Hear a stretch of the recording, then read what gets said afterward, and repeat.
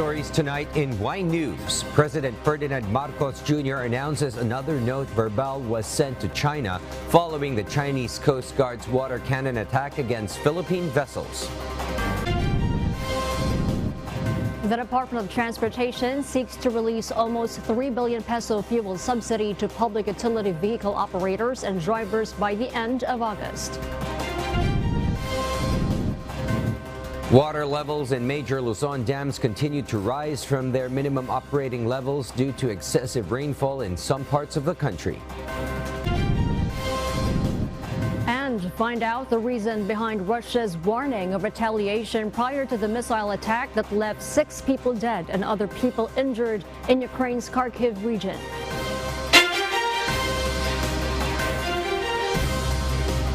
Good evening, Philippines and the world. Today is Monday, the 7th of August, 2023. Join us in the next hour as we deliver today's top stories around the Philippines and in other parts of the world. I am William Theo. We are also seen in 1,935 satellite monitoring centers nationwide and via live streaming worldwide through the UNTV News and Rescue social media channels. I am Harding Delgado.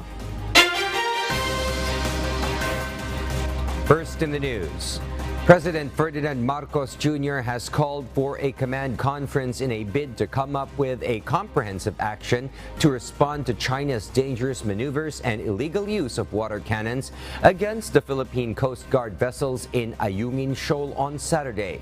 Nel Maribuhok reports. President Ferdinand Marcos Jr. on Monday, August 7, announced another note verbal was sent to China following the water cannon attack on Philippine Coast Guard. He also said Department of Foreign Affairs Secretary Enrique Manalo had paid the Chinese ambassador to the Philippines, Wang Xilian, a visit to discuss the incident. Well, the usual, ang ating Secretary Foreign Affairs ay pinuntahan si Ambassador Huang ngayong araw. At nagdala ng isa pang note verbal kasama na ang mga picture, mga video kung ano mga pangyayari at titignan natin kung ano yung kanilang magiging sagot. The statement of the president came after he was asked about the government's response to the dangerous maneuvers and illegal use of water cannons of the China Coast Guard against PCG vessels escorting the indigenous boats chartered by the Armed Forces of the Philippines on Saturday. In its report, the PCG said that the vessels were delivering food, water, fuel, and other supplies to the military troops stationed on BRP Sierra Madre in Ayungin Shoal. PBBM stood firm that the Philippines will continue to assert its sovereignty over the West Philippine Sea. Ngunit sa atin ay actually today, pagkatapos ng change of command ng CGPA, ay magkakaroon kami ng command conference tungkol nga dito on how we will respond. But as you can imagine, ayokong pag-usapan ang operational aspects niyan. Nel Maribuhok, UNTV News and Rescue. We serve the people, we give glory to God. The new head of the Philippine Army believes that the dispute between the Philippines and China should be resolved through diplomacy or peaceful engagement, following a recent incident of Chinese Coast Guard attacking Philippine ships. However, the Philippine Army says they are prepared to defend the country if tension with China escalates. Alan Manansala will tell us why. Lieutenant General Roy Galido assumed command as the new commanding general of the Philippine Army in a ceremony presided over by President Ferdinand Marcos Jr. at Fort Bonifacio, Taguig City earlier today, August 7. The newly appointed leader of the Philippine Army sees diplomacy as the solution to the current conflict between China and the Philippines. This comes after the recent incident involving the Chinese Coast Guard's water cannon attack on a Philippine naval vessel, the BRP Sierra Madre, during a resupply mission. We always go for diplomacy. It's a national effort, and just like what I've said, the perfect solution for a conflict is always diplomacy. Despite this diplomatic approach, Lieutenant General Galido also stated that the Philippine Army remains prepared for any tensions that may arise from potential threats. It's always good to be prepared for any contingencies, and that is why an AFP or the Armed Forces is organized. It's always being prepared to be able to defend. Several senators, including Senate President Juan Miguel Zubiri, condemned China's actions. Zubiri stated that China's actions demonstrate a show of power against rights. China Coast Guard spokesperson Gan Yu defended their actions, stating that 2 repair ships and Coast Guard vessels from the Philippines illegally entered the Nansha Islands, which China claims as its own. According to Ambassador Teresita Daza, spokesperson for the Department of Foreign Affairs, as of August 7, 2023, the Philippines has filed 445 diplomatic protests against China since 2020, with 35 filed this year. Meanwhile, Lieutenant General Roy M. Galido has been appointed as the 66th Commanding General of the Philippine Army. He previously assumed command on July 31 and was recently named the new Chief of Staff of the Armed Forces of the Philippines, succeeding General Romeo Bronner Jr. General Galido graduated from the Philippine Military Academy, Bigkis Lahi class of 1990, and previously served as the Division Commander of the 6th Infantry Campilan Division and the 15th Commander of the Western Mindanao Command. Under General Galido's leadership, the Department of National Defense believes that the strategic path set by the President as Commander-in-Chief will be advanced, ensuring stability amid the changing security landscape of the country. After the change of command ceremony, the President immediately called for a command conference which include the Secretary of the Department of National Defense. Alan Banansala, UNTV News and Rescue. We serve the people, we give glory to God. Department of Transportation aims to release almost 3 billion peso fuel subsidy to public utility vehicles by the end of August. JP Nunez details why. As the fuel prices continue to increase in the previous weeks, to cushion its impact to public utility vehicle operators and drivers, the Department of Transportation or DOTR is set to release the 2.95 billion peso fuel subsidy by the end of August. It is expected to be distributed to about 1.6 million PUV operators, including tricycle drivers and delivery riders. The DOTR said they are closely coordinating with the Department of Budget and Management for the release of the funds. From the almost 3 billion peso fuel subsidy, around 280,000 PUV operators and drivers will receive assistance, 930,000 tricycle drivers, and 120,000 to 150,000 delivery riders. Modern Jeepney and Modern UV Express will receive 10,000 pesos, while 6,500 pesos for other modes of transportation. 1,000 pesos for tricycle drivers and 1,200 pesos for delivery riders. For the delivery service riders, the Department of Information and Communications Technology or DICT, in coordination with the Department of Trade and Industry, is still finalizing the master list of beneficiaries, which shall be the basis of the LTFRB in distributing the fuel subsidy. JP Nunez, UNTV News and Rescue. We serve the people, we give glory to God. Bureau of Corrections or Bucor Director General Grigoro Katapan Jr. relieved from post. Officer in charge, Deputy Director General for Administration Geraldo Aro, and OIC Deputy Director for Operations and Head Executive Assistant Angelina Bautista. The Bucor said it is while the investigation against them is pending for several issues. It added the measure is to allow Aro and Bautista to clear their names. Meanwhile, Bautista said she had personally asked to relieve him from the post so as not to taint the name of Katapan. The Bucor is expected to finish the investigation at the end of this month.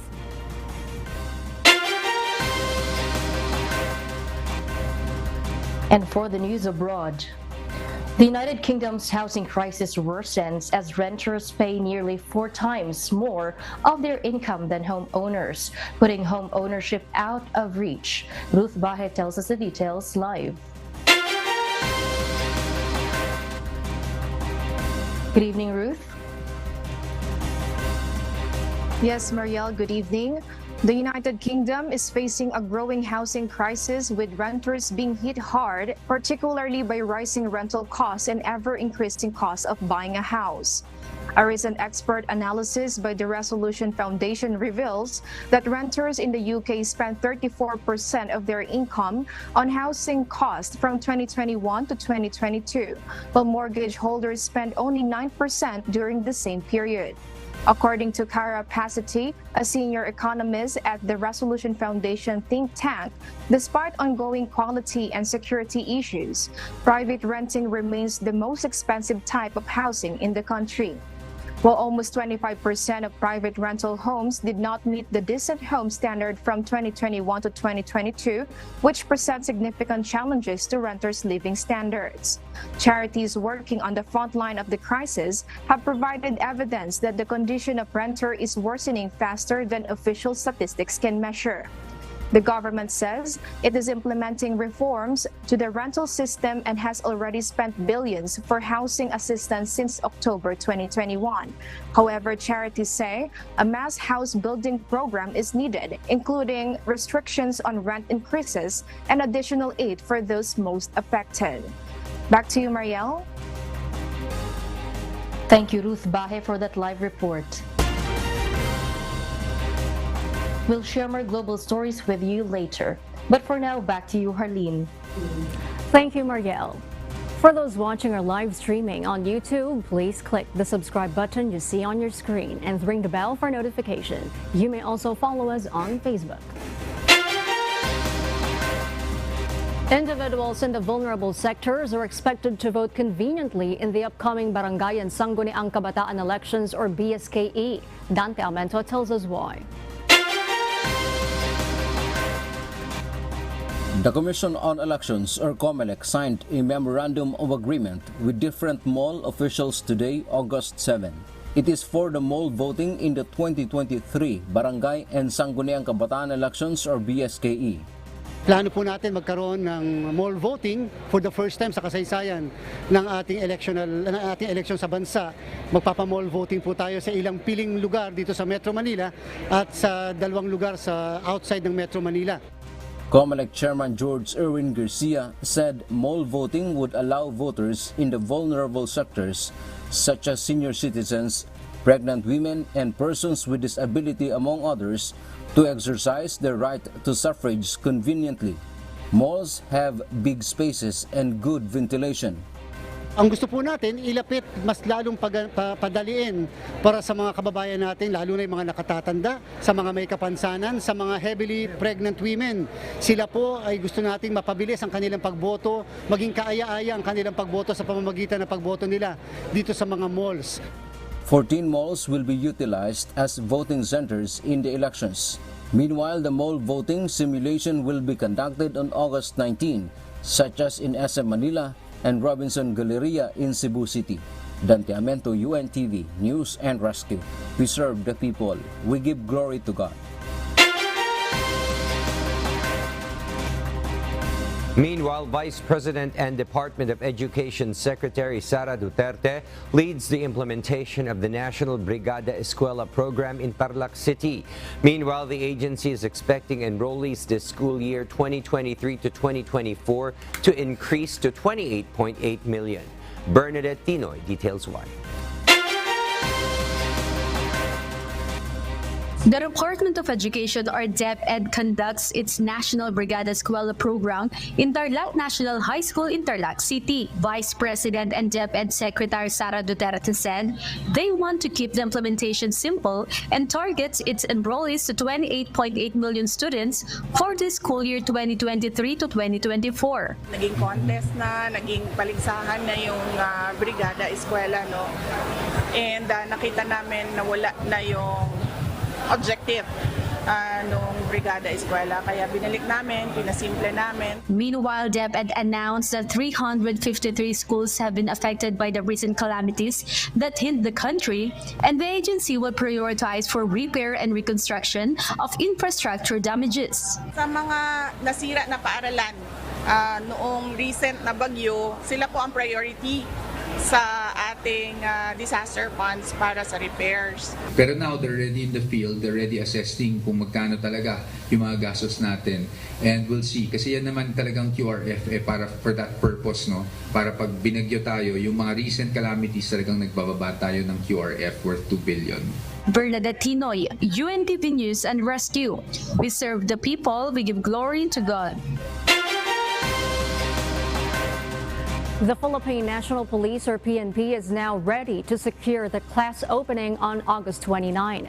PNP spokesperson Police Colonel Jean Fajardo stated that the PNP leadership has ordered all units to strengthen dialogues with school officials to implement security measures against crimes and acts of violence.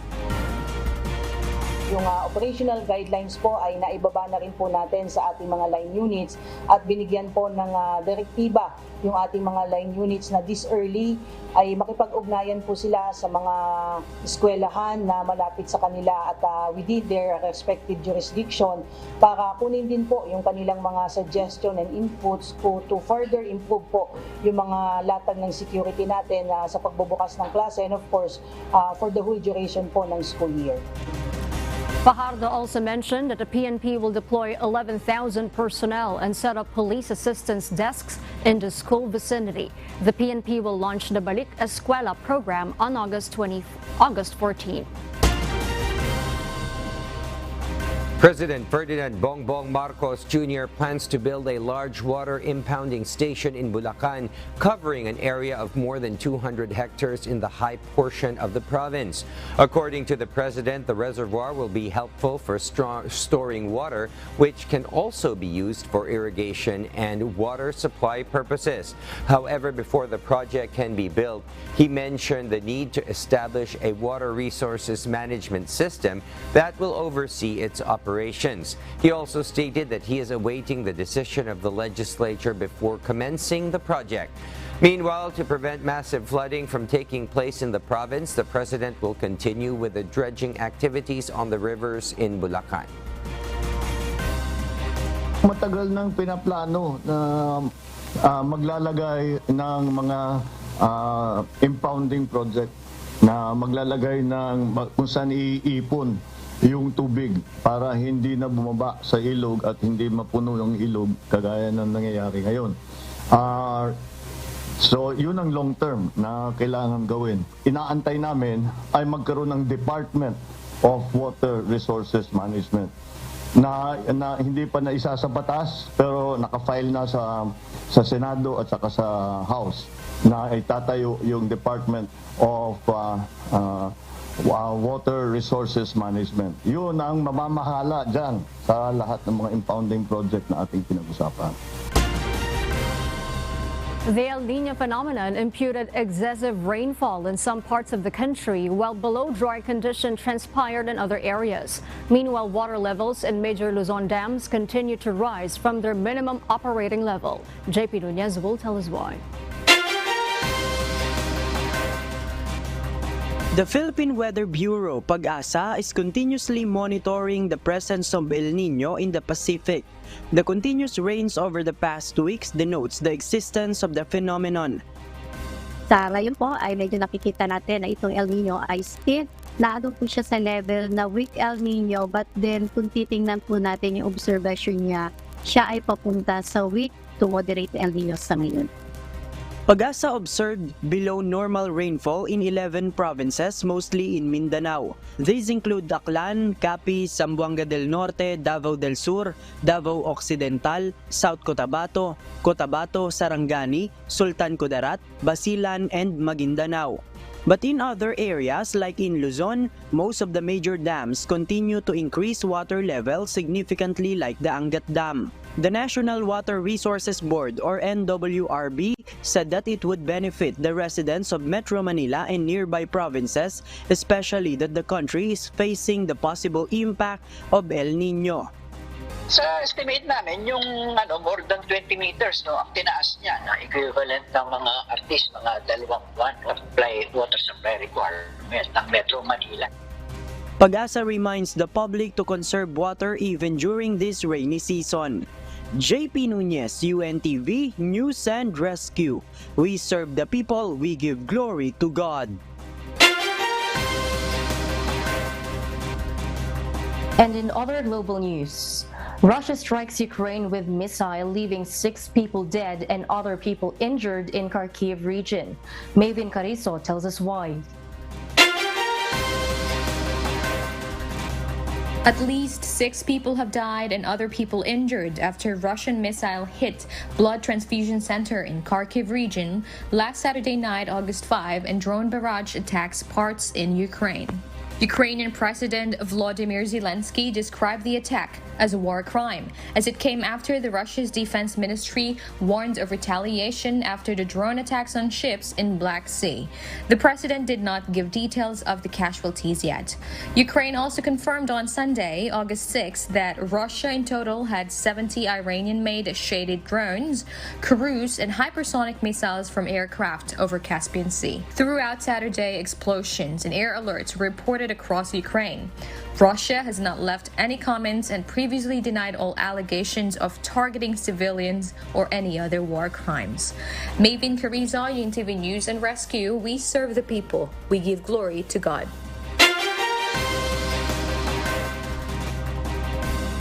Thousands of people staged rally in Niger to support on the generals claiming power as a deadline set by the Economic Community of West African States to return deposed President Mohamed Bazoum to power was due to elapse. This report will tell us why. Around 30,000 people gathered at Niger's National Stadium on Sunday, August 6, to support the military junta as the threat of military intervention looms ever closer. The rally was in response to the proposal by the Economic Community of West African States, or ECOWAS, on July 30 to return the deposed President Mohamed Bazoum. A 7-day deadline was set by ECOWAS for the coup leaders to action this, with ECOWAS Commissioner for Political Affairs Abdel Fattah Musa warning that military force may be used if they do not succeed. Supporters were draped in national colors while some even waved Russian flags. Neighboring ECOWAS country Nigeria urged ECOWAS to explore options other than the use of force, with non-ECOWAS neighbors Algeria and Chad also opposing military action and stating that they will not intervene. The United States, France, and European countries have sent hundreds of millions of dollars worth of military assistance into Niger and thousands of personnel to assist with operations. Mariela Toza, UNTV News and Rescue. We serve the people, we give glory to God. And those are the reasons behind the news in other parts of the globe. I am Mariela Toza reporting live from Perth, Australia. Good evening. Following the recent aggression of Chinese vessels in the West Philippine Sea, the country's task force remains firm that the Philippines will continue to uphold its sovereignty as it calls on China to stop its illegal activities in the West Philippine Sea. Harleen Delgado details why. The National Task Force for the West Philippine Sea strongly condemns the aggressive actions of Chinese Coast Guard or CCG against Philippine vessels near the Ayungin Shoal over the weekend. The PCG was escorting 2 supply boats chartered by the Armed Forces of the Philippines on August 5 to deliver supplies to military troops stationed on BRP Sierra Madre in Ayungin Shoal, when several CCG vessels and Chinese militia vessels reportedly made dangerous maneuvers towards the PCG vessels and illegally used water cannons against one of the supply boats. PCG spokesperson for the West Philippine Sea Commodore J. Tariela explains that even before the resupply mission, Chinese vessels were already sighted in the Sabina Shoal and shadowed PCG vessels. CCG vessels also made a close approach, which could have caused a collision with one of the supply boats. A total of 8 Chinese vessels were spotted by the PCG, 6 of which are CCG vessels, while 2 are Chinese militia vessels. The objective of all this dangerous maneuver, as I said, is to separate the Philippine Coast Guard vessel from the escorted indigenous boat. By 9:44, they were successful in separating MRB 4409 from the Green Hull charter boat. That's why, as you can see, the indigenous boat appears to be on its own, no escort. Because during this time, the Philippine Coast Guard vessel is corralled by a lot of China Coast Guard vessels. The Department of Foreign Affairs, or DFA, says a diplomatic protest was filed after the agency summoned Chinese ambassador to the Philippines, Wang Shilian, this morning. It says a total of 445 diplomatic protests have been filed against China since 2020, while 35 were filed this year. The Philippines demands that China immediately stop its illegal activities in our maritime zones, comply with its obligation under international law, including the 1982 UNCLOS and the 2016 award and the South China Sea arbitration. Despite the recent Chinese aggression, the National Security Council maintains the Philippines will continue to uphold its sovereignty in the West Philippine Sea. We will never abandon Ayungin Shoal. We are committed to Ayungin Shoal. We are consistent with the President's directive during the SON that we will not lose an inch of our territory. Jorge Delgado, UNTV News and Rescue. We serve the people. We give glory to God. Attacks on Philippine ships may worsen with actions such as water cannons, laser pointing, and dangerous maneuvers from the Chinese Coast Guard as long as there are no clear talks between the Philippines and China. Professor Romel Banlawi, a security studies expert, says there is no other solution to this problem but to engage in amicable and mutually acceptable political negotiations to find a peaceful resolution. Former presidential advisor on political affairs, Professor Ronald Llamas, believes that China's aggressive assertion in the West Philippine Sea carries a clear message directed at the Philippines. He emphasizes that the president and vice president should stand firm on their position regarding the West Philippine Sea issue. He also expressed dissatisfaction with the steps taken by the government to assert sovereign rights in the exclusive economic zone in the South China Sea. Well, yun ang talagang gustong mangyari ng China, na bitawan natin yung BRP Sierra Madre o alisin natin yung strukturo na yan sa Ayungin Shoal o tuluyan na bumaksak yung structure na yan. Kaya nga tayo ay binabantayan ng China dahil ayaw ng China na nagdadala tayo ng construction or repair materials sa BRP Sierra Madre. Well, it is a not so veiled threat. Diba? Na wag na kayong mag-assert, no? Dahil amin ito. Yung sinabi ni Ina kanina, yung binanggit ng Chinese Embassy. Amin ito eh. No? Ba't kayo nang hihimasok? So gagawin namin yung lahat para maitaboy kayo. Parang kunyari, warning sign eh. Yung laser, yan yung water cannon. Yung susunod dyan, totoong cannon na. The Night of Music and Short Film is currently ongoing tonight at the Mall of Asia Arena despite the rains this afternoon. It didn't deter the enthusiasts from coming to witness this special event. In line with Wish 107.5's 9th anniversary, the FM station presents Wish Date Solstice. The short film revolves around themes of love and sacrifices. Apart from the short film, there will also be live musical performances to be witnessed tonight.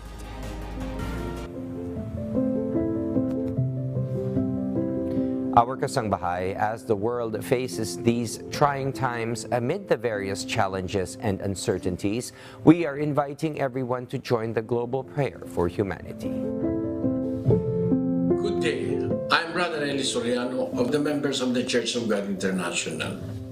I want to invite you to join us in a minute of prayer every day to pray for humanity and the whole world as we go through these perilous times.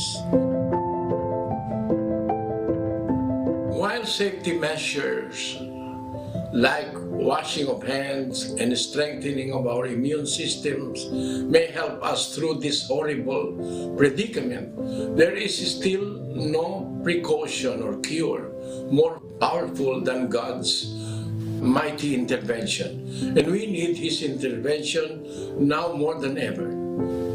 It doesn't matter what religion you are in or what denomination you belong. This is an invitation for all the people around the world who cares for the future of their family, friends, loved ones, and humanity as a whole. Everybody is welcome to pray with us. For more details, you can check out the description box below. Thank you very much, and I hope to hear from you soon. May God bless you.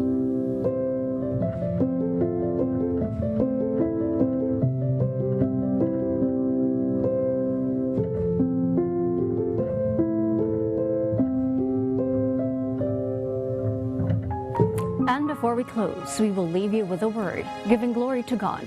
From the book of Luke, chapter 4, verse 8, it says, "And Jesus answered and said unto him, Get thee behind me, Satan, for it is written, Thou shalt worship the Lord thy God, and him only shalt thou serve."